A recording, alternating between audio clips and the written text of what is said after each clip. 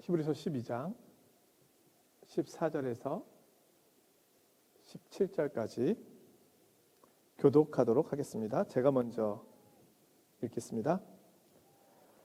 모든 사람과 더불어 화평함과 거룩함을 따르라. 이것이 없이는 아무도 주를 보지 못하리라.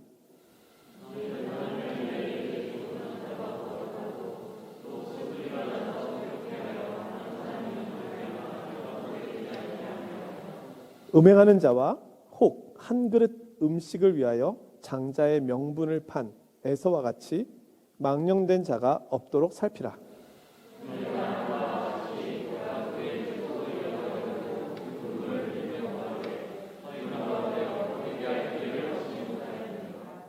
아멘.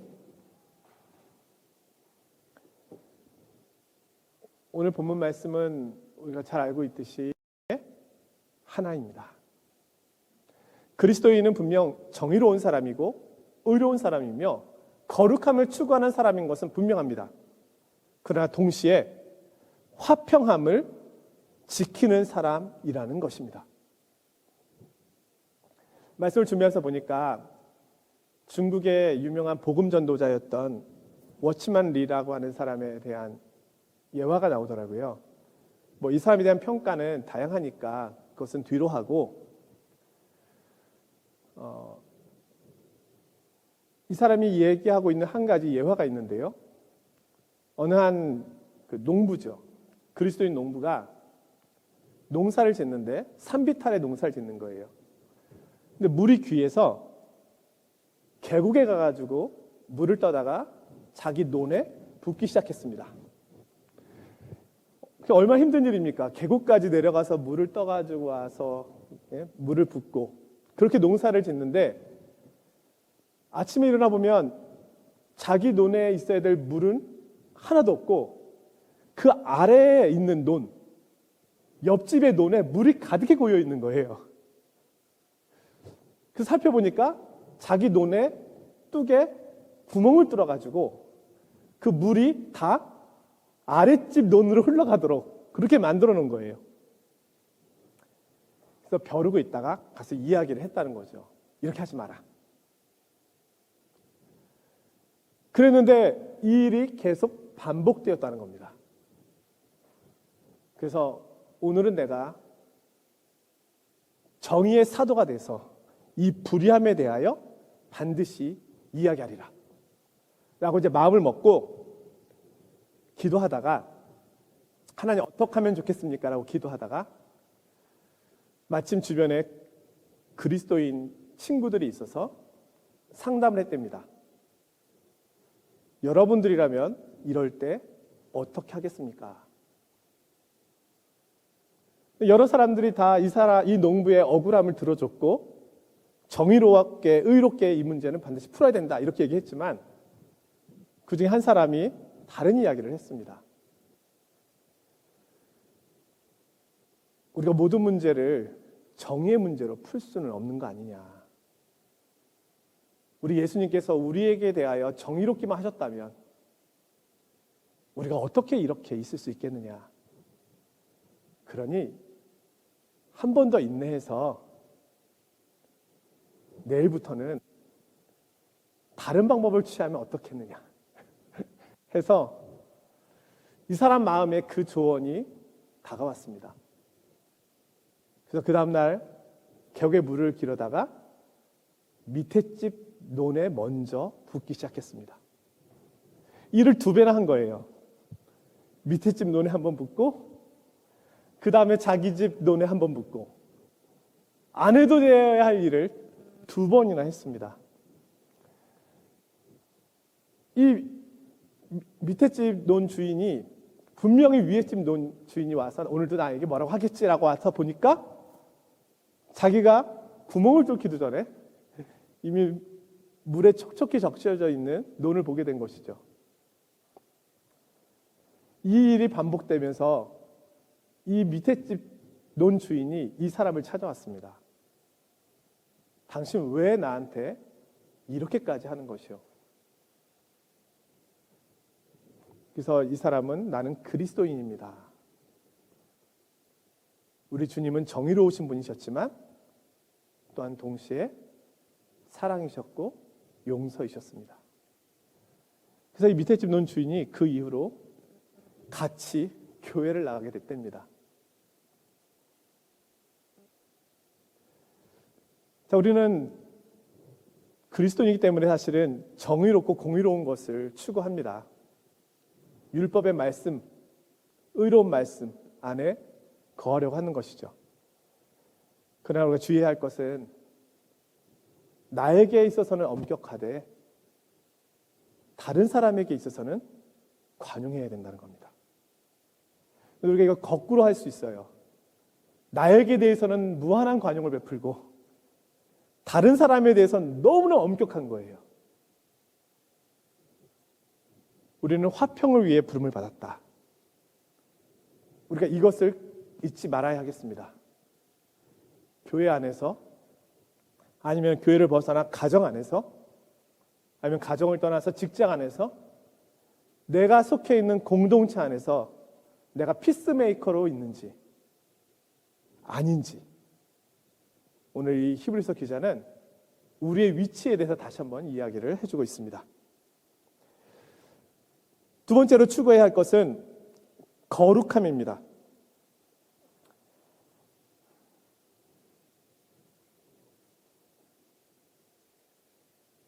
자, 거룩함. 이것은 하나님과의 관계 속에서의 내용이라고 그랬잖아요. 이 말씀은 또 중요한 것이 우리가 자칫 잘못하면 평화주의자가 될 수 있습니다. 그러니까 예를 들면 이것은 하나님의 뜻이 아닌 것이 분명해요. 그런데 난 다투고 싶지 않아. 나는 평화주의자야. 그래서 그냥 인정해버리는 거예요. 이런 것 또한 바람직하지 않다는 것입니다. 사실 우리 그리스도인에게 있어서 가장 큰 두려움의 대상이 있다면 휴머니스트입니다. 휴머니스트들은 사랑을 말합니다. 그래서 우리 주님께서 모든 사람을 사랑했다라고 생각해서 모든 사람을 다 품는 것입니다. 그런데 우리 주님이 바리새인도 사랑하셨습니까? 물론 그들의 영혼을 궁휼히 여기긴 하셨지만 우리 주님은 세리와 죄인의 기도를 칭찬하셨지 바리새인의 기도를 칭찬하시지 않았습니다. 도리어 회칠한 무덤이요 독사의 자식이요 엄청난 말씀을 하셨습니다. 왜냐하면 그들은 잘못된 길로 가고 있었으니까. 그들이 가고 있던 잘못된 길은 뭡니까? 그리스도의 희생과 용서가 없이도 나는 구원받을 수 있다. 자, 하나님이 필요 없다는 것만큼 잘못되고 거짓된 것은 없습니다. 그리스도가 필요 없을 만큼 거짓된 가르침은 없습니다. 근데 평화주의자이기 때문에 용납하는 거예요. 이게 일종의 종교다원주의죠. 하나님은 사랑을 말씀하셨으니까 여러분의 종교도 인정합니다. 여러분의 교리도 인정합니다. 우리는 사랑으로 하나입니다. 평화입니다. 예? 세계 모든 종교 통합을 이루는 굉장히 그럴듯하잖아요. 평화주의자. 그러나 거기에는 그리스도의 구원도 그리스도의 구원을 통한 하나님의 사랑도 나타나 있지 않습니다. 거기에는 하나님과의 관계 속에 있어야 될 거룩함이 없는 겁니다. 그래서 우리가 경계해야 합니다. 하나님이 필요 없다, 그리스도의 가르침이 필요 없다라고 말하는 그것은 가장 세속적인 것입니다.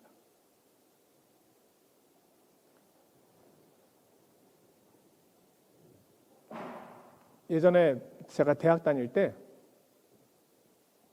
저희 기숙사 방 안에 4명이서 같은 방을 썼는데 그중에 제가 제일 막내죠. 전 신입생. 이제 대학에 갓 들어온 신입생. 근데 저희 방 안에 제가 91학번인데 83학번 선배가 있었습니다. 졸업도 안 한. 왜 졸업? 모든 전교생을 통틀어 가장 나이가 많은 학번이 높은 선배가 저희 방에 있었어요. 전 너무 당황했죠. 아침에 일어나서부터 기숙사 청소하고 선배들 이불 개고, 예, 저녁에 자기 전에 또 청소하고, 거의 군대 쫄병처럼. 저는 신학생이라고 불렀고 그 선배는 신악생이라고 불렀습니다. 그래서 제가 지나가면 주변에 저희 방 분위기를 아는 사람들이 인창아 괜찮아? 신악생 밑에서 괜찮아? 늘 위로해 주었어요. 근데 이 선배님이 졸업을 못한 이유 중에 하나가 저녁 늦게 꼭 시내에 나가서 술을 마시고 들어와요. 그러니까 사람들은 늘 경계하죠. 신학생이 그래도 그렇지, 후배들이 다 있는데 밤늦게 술을 마시고 들어와가지고. 근데 하루는 새벽 3시에 이 선배가 저를 깨웠습니다. 만만한 게 저니까. 선배 깨우면 당연히 일어나야 되잖아요. 그래서 선배님 무슨 일이죠? 자던 눈을 비비고. 근데 이 선배가 이제 제 앞에서 울기 시작하셨어요. 술 기운에. 술 냄새가 확 나는데, 내가 왜 시내 나가는 줄 알아? 내가 왜 술 마시는 줄 알아? 그 사람들 전도하려고 그러는 거야. 내가 그 사람들과 친구가 되어줘야지. 그래야 그 사람들 전도할 거 아니야. 그런데 내 마음을 아무도 못 알아줘. 아무도 내 마음을 못 알아줘. 만나는 사람들마다 내가 틀렸대. 나는 너무 외롭다고. 저는 그 얘기만 듣다가 또 그날을 보내게 됐죠. 그 새벽을. 그리고 얼마 지나지 않아서 선배는 학교를 자퇴했습니다. 결국 졸업을 못했어요. 그리고 하나님께서 우리에게 원하시는 것은 많은 사람들을 전도하는 것도 중요하지만 전도의 방법은요, 거룩함을 버리고 전도하라는 게 아닙니다. 거룩한 백성으로서의 모습을 보여줌으로 전도하라는 거예요. 빛과 소금이 됨으로 전도하라는 거지, 그 빛과 소금이라고 하는 그 가장 가치 있는 것들을 내버리고 가서 그들과 같은 모습으로 있으라고, 그렇게 해서 그들을 끌어오라고 하시는 것이 아닙니다. 예수님께서 인간이 되셨다고 그러셔서 예수님이 죄인이 되셨습니까? 죄 있는 인간의 모습으로 오신 것이지 예수님은 죄가 없으셨잖아요. 오늘 우리가 사실은 거룩함의 모습으로 나갈 때 세상이 전도가 되는 것입니다. 교회가 거룩한 모습을 가지고 있을 때 세상이 교회로 모이는 것입니다. 교회의 문턱을 낮춰서 우리도 여러분들과 똑같습니다. 우리도 여러분들처럼 물질을 좋아하고, 여러분들처럼 정치를 좋아하고, 우리도 여러분들처럼 세속적인 것을 좋아합니다. 다르지 않습니다. 교회에 오십시오. 이렇게 해서 전도가 되는 것이 아닙니다. 나 같은 사람도 교회 갈 수 있을까요? 그럼요. 저도 구원받았는데요. 오세요. 거룩함의 모습을 통해서 우리가 세상을 구원하는 것입니다. 저는 지금 이 시대는 거룩함의 문턱을 너무 낮춰버렸습니다. 우리 스스로 난 여러분과 다르지 않아요라고 그렇게 너무나 많이 보이고 있어요. 그것이 교회를 거룩하게 만든 것이 아니라 교회를 세속적으로 만들어버렸죠.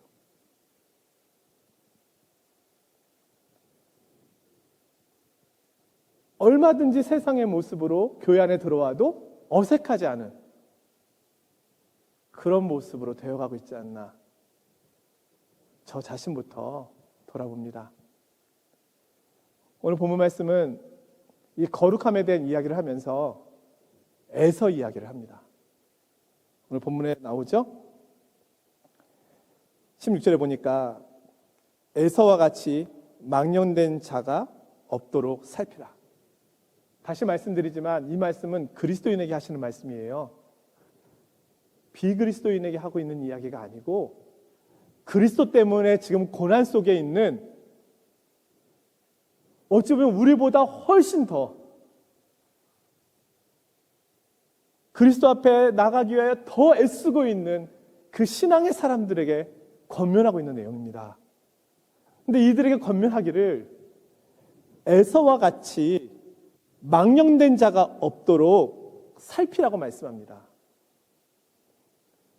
자, 에서가 뭘 잘못했나요?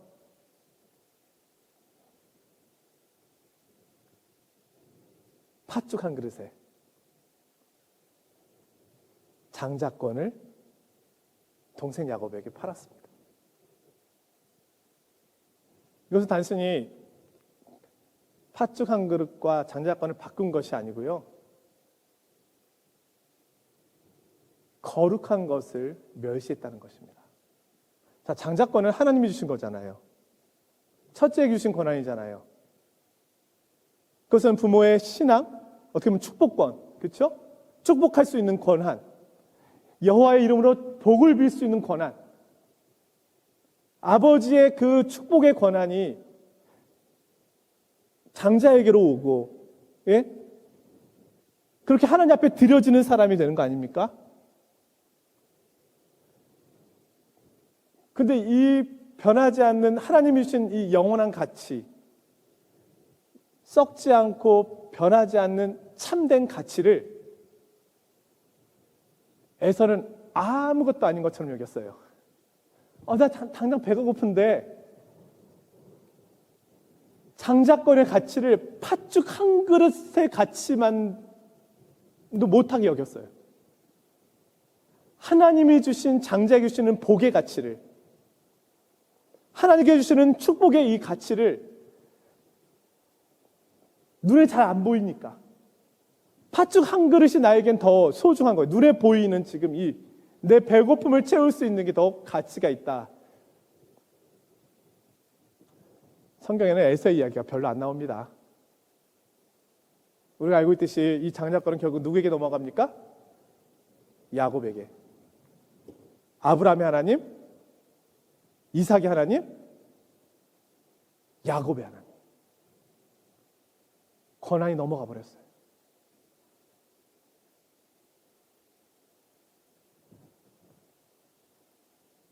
거룩한 것에 대한 욕심이 없었어요.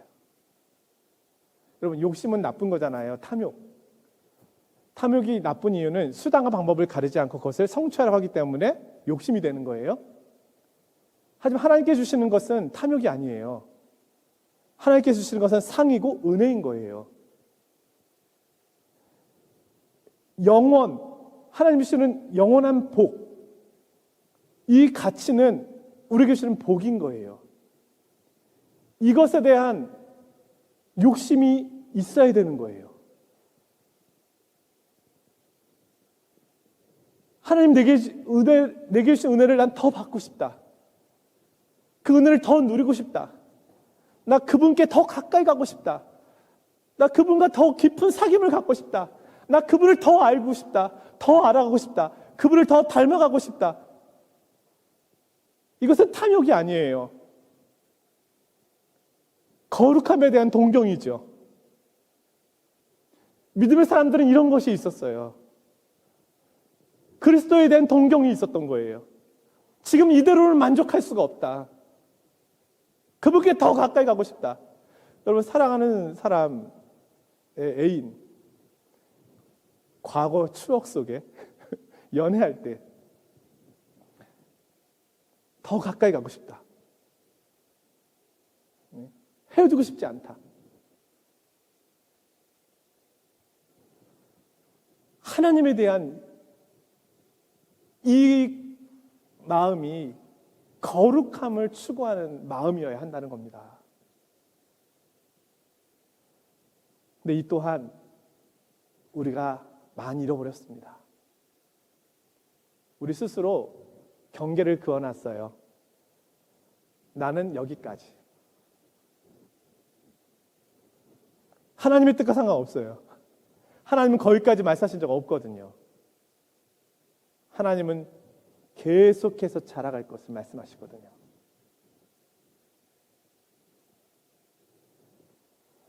결국 오늘 히브리서 기자는 망령된 자가 없도록 하라고 말씀합니다.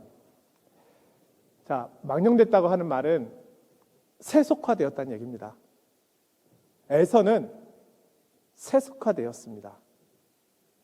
팥죽 한 그릇과 거룩한 것을 바꿀 정도로 세속화되었습니다. 거룩한 예배 시간과 우리가 다른 것과 바꿀 정도로, 거룩한 하나님의 부르심과 나의 계획과 바꿀 정도로, 거룩함이 내 삶의 원동력이어야 되는데 이미 그 거룩함보다 내가 경험하고 추구하고 생각했던 것들이 나를 장악하도록 내버려뒀다는 거예요. 이것이 세속화입니다. 망령됐다는 거예요. 그것이 히브리 그리스도인들에게 이 이야기를 하고 있는 겁니다. 에서와 같이 되지 말아라. 아니, 우리가 볼 때 이만한 그리스도인이라면 어떻게 에서와 같이 될 위험성이 있겠습니까? 그러나 그렇지 않습니다. 누구든지 넘어질 수 있습니다. 내가 자라가고 있지 않다는 것은 정지하고 있다는 것이 아니라 후퇴하고 있다는 것입니다. 신앙적으로 볼 때는. 계속해서 거룩함을 추구하며 가야 됩니다. 표대를 향하여 주님 오실 때까지.